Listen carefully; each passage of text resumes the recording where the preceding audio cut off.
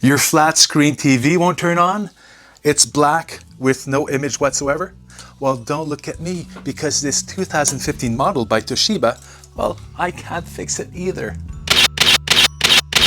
If you do an internet search into how to remedy the black screen problem, you'll get lists of simple things you can try. Make sure the power cord is plugged in securely to both the TV and the wall outlet. Try using a different power cord or a different outlet if possible. Check to see if there's an additional power button somewhere on the side or the back of the TV in addition to the remote control or the front panel button. If you don't have a remote, try using the front panel buttons to turn on the TV. Press and hold the power button for a few seconds. Press other buttons like menu, volume, or channel to see if any of them work. Unplug the TV from the power outlet and then plug it back in. This could reset the TV. Hold the power button for 30 seconds. This could reset the TV and maybe get it functioning again.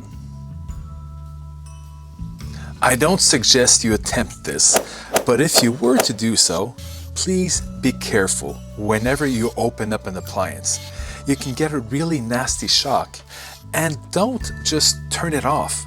Unplug it completely. And even then, some components retain a potentially deadly jolt. Unplugged, it took some time and patience to remove the back cover.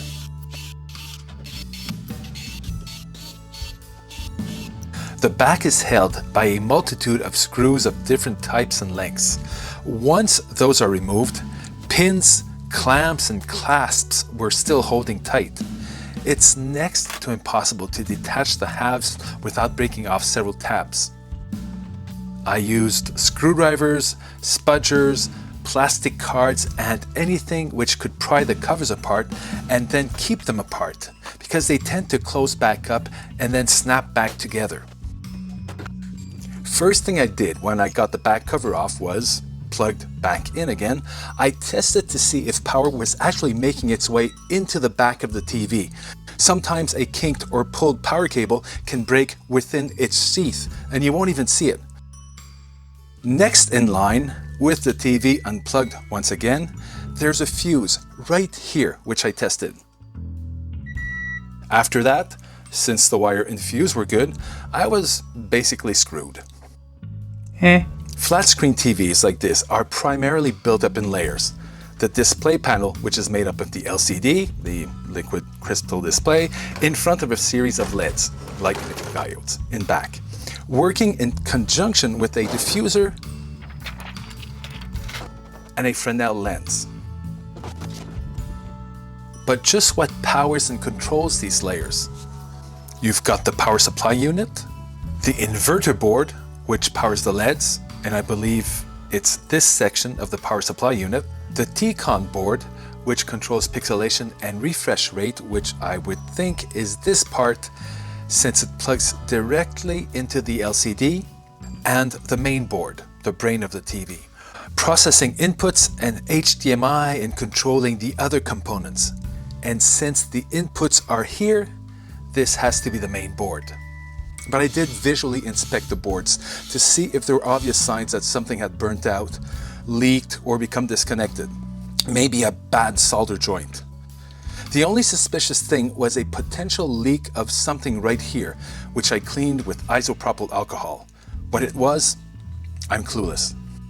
At this time, I still don't know much about most of these components, so I'm using opportunities like this to learn, slowly, but some of these tiny parts are just way beyond me. And if one of these is faulty, I know, maybe since there's just so much I'm not sure about, I should just stick to what I do know. But if I were to avoid subjects I know little or nothing about, I'd pretty much have nothing to say. But here's something I do know, which I can share with you, my neodymium magnet trick. It's incredibly useful for getting small screws to magnetically stick onto non-magnetic screwdriver tips. There's a test I performed to see if the problem is with the LCD or the rows of backlighting LEDs. I shone a bright light into a small opening behind the LCDs and diffusers. Turning on the TV, I saw a very faint Toshiba logo appear. Very dark. Seeing an image appear on the LCD led me to believe the problem is with the backlighting LEDs not turning on. So I tested them in my own way. I used my multimeter to detect the DC voltage being directed to the 3 strips of LEDs. Unfortunately, that barely registered. Since I have nothing to lose, I kept taking the flat screen apart to get to the LEDs. There were even more screws of varying types and sizes than those holding the back cover in place. I got to a point where I was able to pry the 2 halves apart to pull out the single diffuser and flip the Fresnel lens aside. Completely removing the LCD required me to disconnect a very thin ribbon cable from the T-Con board, but first I had to remove the armature frame to get to that cable. That frame is there to give strength and protection to the TV's case and to provide anchor points for a bottom-mounted stand and when you want to attach your flat screen to a wall. After removing more screws of different types, I pulled the LCD aside. That thin sheet of white reflective plastic is there to direct light forward. I took the strips of LEDs to my workbench and pumped 5 volts at 1 amps into one of the strips. 96 volts is inscribed on the strips, so I eventually pushed my benchtop power supply to 30 volts. About half the LEDs on 2 of the strips turned on. The middle strip was completely dead, which means I'd have to buy a new set of 3 LED strips online for $33.